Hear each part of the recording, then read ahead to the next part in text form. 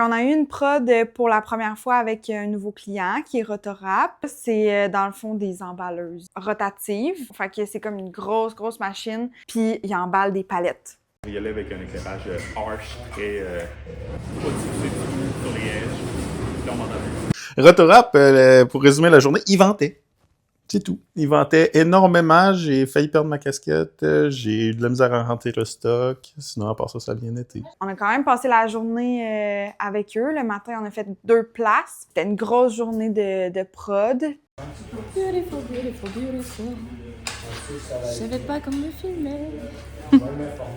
C'était vraiment le fun. Les gars sont jeunes, ils ont de la drive, ils sont dedans. C'était une première pour eux aussi. Fait que, tu sais, le temps de les mettre dans le bain, c'est sûr qu'il y a toujours un moment d'adaptation pour la première prod avec des nouveaux clients. La première prod, c'est toujours de rassurer un peu les gens que c'est normal que ça soit un petit peu plus long, il faut s'adapter. D'un, on connaît même pas le produit, fait que le temps qu'on apprenne à le connaître, tu sais, c'est autant long de notre bord que l'autre bord, fait qu'il faut jamais se sentir mal de ça. C'est noté dans son set.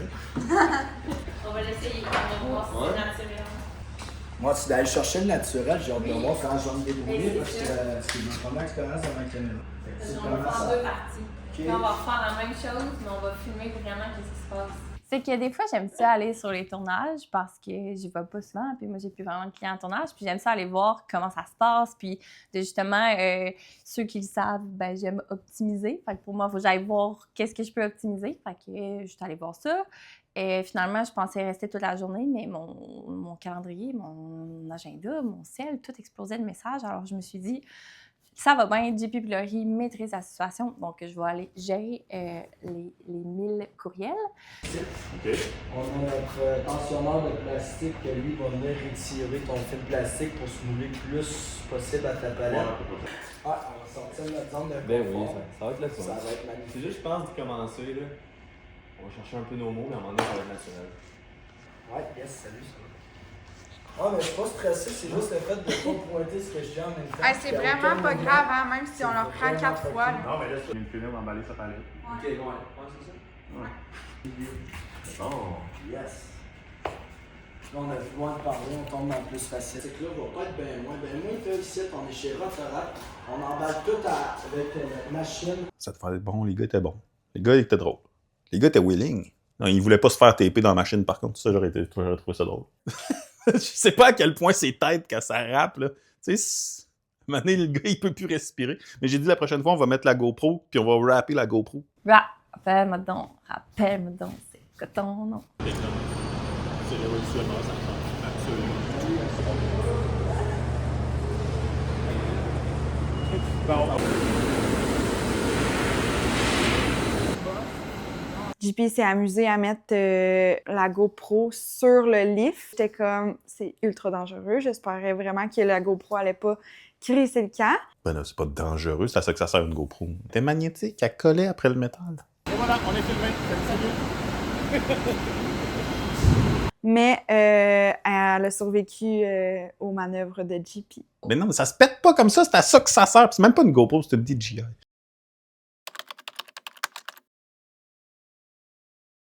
Max est en congé de maternité. Moi, comme j'ai commencé mon stage en janvier, Max était déjà parti en congé de maternité. Donc, malheureusement, je n'avais pas encore eu l'occasion de faire sa rencontre. Ça fait quand même longtemps qu'on n'a pas travaillé ensemble, moi puis Max, parce que nos congés de maternité se sont vraiment chevauchés. Mais là, cette semaine, Max est venu nous présenter son petit bébé, sa petite cocotte Noah qui est tellement mignonne. Ça a fait du bien de la voir ici, de voir son petit bébé qu'on n'avait pas vu encore.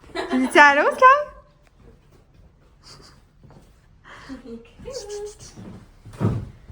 C'était le fun de voir Max aussi, puis de voir qu'elle est en forme, puis que le congé de maternité se passe bien. C'était vraiment le fun. J'étais vraiment contente pour elle de savoir que tout se passe bien aussi avec son bébé, puis avec son congé de maternité. Bébé très dormeur. J'ai rarement vu un bébé qui a autant de difficultés à se réveiller. C'était le fun aussi de voir la belle petite Sky, comment elle s'occupait de sa petite sœur. Elle la regardait, elle avait tout un petit œil dessus. Je trouvais ça vraiment mignon. Ah oui! Ça va bien, son petit lit? Allez, on s'oublie, on va aller prendre une photo.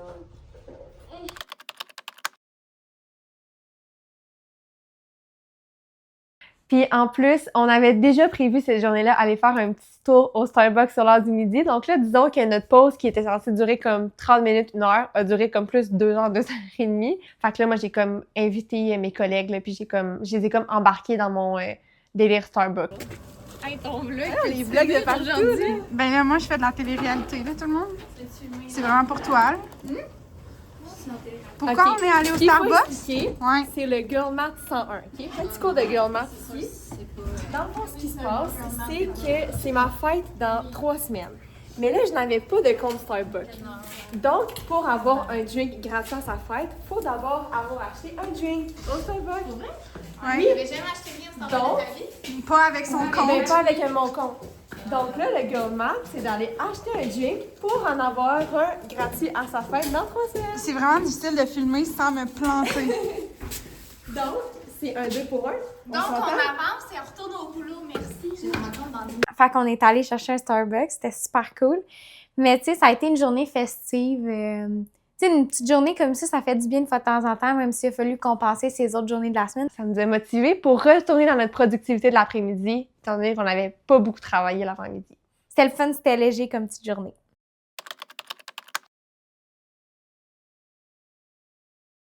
Nous allons mercredi soir au dévoilement des finalistes du Panthéon pour plusieurs raisons. Encore un peu la même chose que le Gala Nova pour encourager.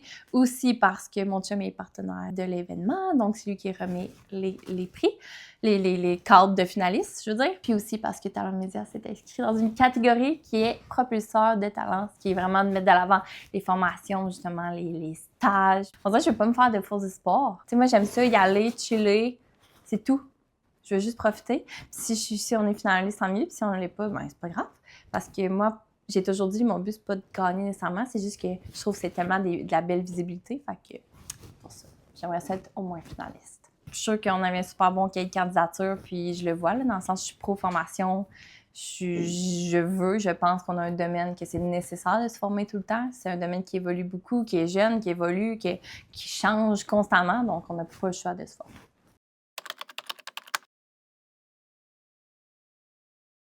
Je me suis inscrite dans la catégorie diplômée impliquée de l'UQTR parce que j'ai fait mon bac en marketing, v'là genre 10 ans.